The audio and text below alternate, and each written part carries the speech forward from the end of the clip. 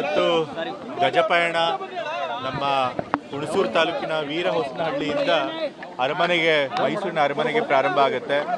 So ಇವತ್ತು ದಸರಾ ಮಹೋತ್ಸವದಲ್ಲಿ ಯಾವ್ಯಾವ ಆನೆಗಳು ಭಾಗವಹಿಸ್ತವೋ ಅವು ಇಲ್ಲಿನ ವೀರಹೊಸನಹಳ್ಳಿಯಿಂದ ನಮ್ಮ ಮೈಸೂರಿನ ಅರಮನೆ ತನಕ ಪಯಣನ ಪ್ರಾರಂಭ ಮಾಡ್ತವೆ. ಅಭಿಮನ್ಯು ಆನೆ ಏನು 25 ವರ್ಷಗಳಿಂದ ಸುಮಾರು 6 ಬಾರಿ ಚಾಮುಂಡೇಶ್ವರಿ ದೇವಿಯ ಅಂಬಾರಿಯನ್ನು ಹೊತ್ತು ಇವತ್ತು ಅದು ನಿವೃತ್ತಿ ಹೊಂದ್ತಾ ಇದೆ. ಸೊ ಹಾಗೆ ಇವತ್ತು ಅಭಿಮನ್ಯುಗೂ ಕೂಡ ನಾವು ಬೀಳ್ಕೊಡುಗೆ ಮತ್ತು ವಿದಾಯ ಮಾಡುವಂಥ ಕಾರ್ಯಕ್ರಮ ಇಟ್ಕೊಂಡು ನಂತರ ಹೊಸದಾಗಿ ಬಂದಿರೋ ಆನೆಗಳಿಗೆ ಅವು ಗಜಪಯಣಕ್ಕೆ ಚಾಲನೆ ಕೊಟ್ಟಿದೆ. ಇಲ್ಲ, ಅಂಬಾರಿಗೆ ಯಾವ ಆನೆ ಹೋಗಬೇಕು ಅಂತ ಇನ್ನೂ ಫಿಕ್ಸ್ ಆಗಿಲ್ಲ. ಕೆಲವು ಆನೆಗಳನ್ನು ಗುರುತಿಸ್ಕೊಂಡಿದ್ದಾರೆ. ಅಲ್ಲಿ ಅರಮನೆಯಲ್ಲಿ ಟ್ರೈನ್ ಕೊಡೋ ಸಮಯದಲ್ಲಿ ಅವರು ಯಾವ ಆನೆನ ಕೊನೆ ಫೈನಲ್ ಆಗಿ ಅಂಬಾರಿ ಹೊರೋದಕ್ಕೆ ನೇಮಕ ಮಾಡಬೇಕು ಅನ್ನೋದನ್ನ ತೀರ್ಮಾನ ಮಾಡ್ತಾರೆ.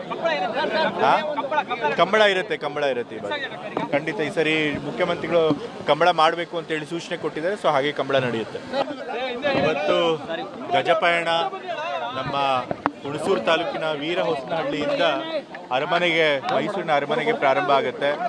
ಸೊ ಇವತ್ತು ದಸರಾ ಮಹೋತ್ಸವದಲ್ಲಿ ಯಾವ್ಯಾವ ಆನೆಗಳು ಭಾಗವಹಿಸ್ತವೋ ಅವು ಇಲ್ಲಿನ ವೀರಹೊಸನಹಳ್ಳಿಯಿಂದ ನಮ್ಮ ಮೈಸೂರಿನ ಅರಮನೆ ತನಕ ಪಯಣನ ಪ್ರಾರಂಭ ಮಾಡ್ತವೆ.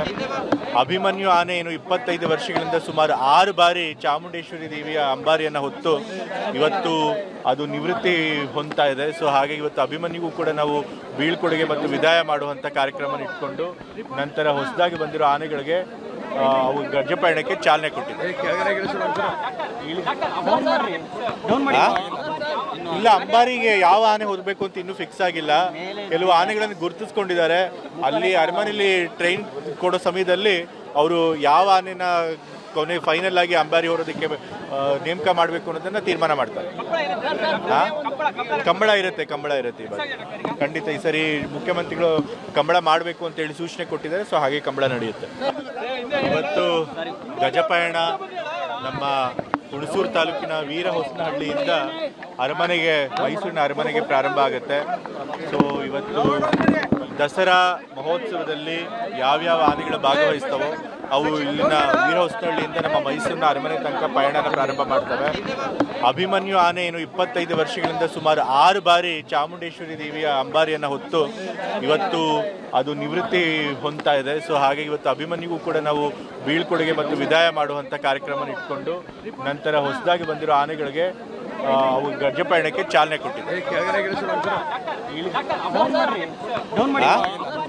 ಇಲ್ಲ, ಅಂಬಾರಿಗೆ ಯಾವ ಆನೆ ಹೋಗಬೇಕು ಅಂತ ಇನ್ನೂ ಫಿಕ್ಸ್ ಆಗಿಲ್ಲ.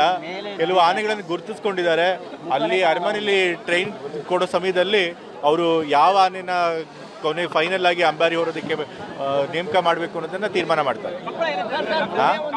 ಕಂಬಳ ಇರುತ್ತೆ ಇವಾಗ ಖಂಡಿತ. ಈ ಸರಿ ಮುಖ್ಯಮಂತ್ರಿಗಳು ಕಂಬಳ